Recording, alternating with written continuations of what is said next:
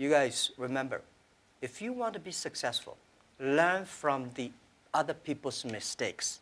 Don't learn from the successful stories. Successful stories they make, don't listen to that. Learn from the mistakes, the other people. No matter how smart you are, you will encounter these mistakes. My dad was a man who against the odds, made it. And but he would get up at usually 5:30 in the morning, and he would say, if I get up, you're going to get up too. He would drag me to the gym. And by the way, I'm 5 years old, and he would drag me to the gym. My dad always said, too, that regardless of what you do in life and where you go, respect is going to be given when it's earned, and you have to go out and earn it every single day. This thing, you're doing it for yourself. You're not doing it for anybody else. Yes, your family supports you. Yes, your friends support you, but you're doing it for yourself at the end of the day. And you're the only one who's going out there. You gotta motivate yourself, and you gotta want it as much as everybody else on the track. So I've learned that, so it's easier now. So when people say, this season, oh, you're saying it's not running as fast as you should, it doesn't bother me, because I've been through this already. And I know what they're gonna say all the time. But I know what I'm capable of, and I know what I can do, so. When you seek revenge, you destroy yourself. And that's the paradoxical conflict that we all live in. Someone has mistreated us. We want revenge, but if we take it, we hurt ourselves more. The only answer is loving kindness. And most of us don't want to hear that. It's like, I'll take my chances with revenge. I didn't have an easy experience. I didn't come in as a top-rated recruit. I didn't come in with the opportunity to play right away. I had to earn it.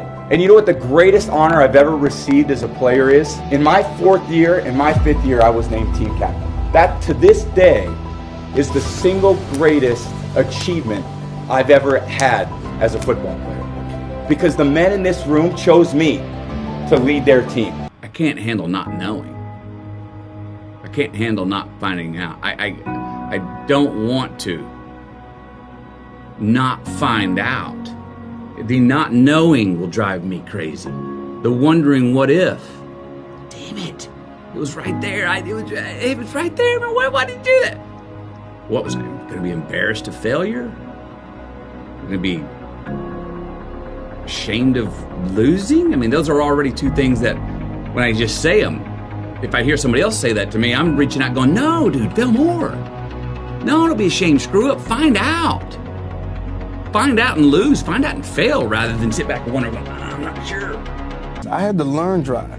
If you don't have drive, then you quit cultivating your talent. Because once you rest and once you say it's over, I've gotten to the mountaintop, then your talent starts to dwindle. That hustle, what I call hustle, is very important because at some point you're going to be able to pull the hustle back just a little bit and then you pick your spots. The time right now is a hustle to set things up so that in the future you're able to cut back just a little bit and just pick your spot. I think we've been hypnotized and conditioned into becoming materialists.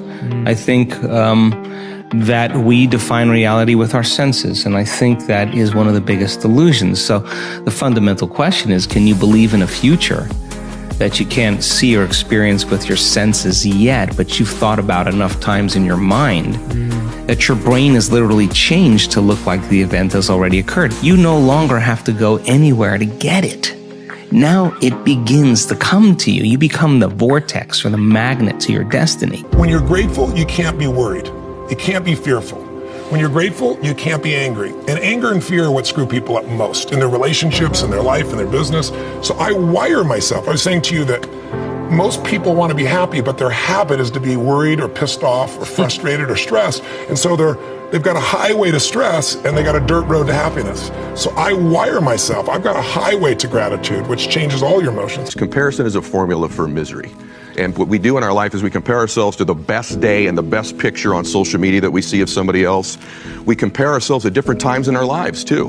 You know, even if you're in a relationship, comparing your relationship in its 5th year to its 5th week isn't fair to that relationship. There's different stages in our life. So comparison is a pathway. There's pathways to happiness, and there's pathways that lead us to unhappiness. One of those for sure is comparison, and it's an ego thing oftentimes with us. We're always trying to one-up things in our life.